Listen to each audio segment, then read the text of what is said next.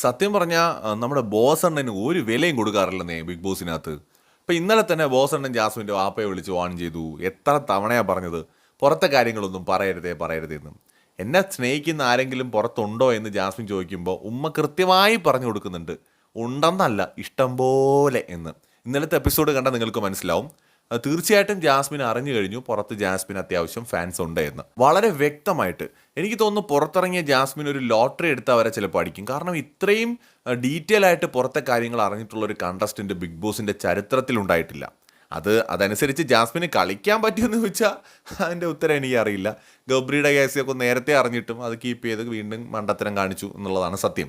പക്ഷെ എന്നാലും ജാസ്മിൻ പുറത്തെ കാര്യങ്ങൾ അറിഞ്ഞതുപോലെ ബിഗ് ബോസ് മലയാളത്തിൻ്റെ ചരിത്രത്തിൽ ആരും അറിഞ്ഞിട്ടില്ല.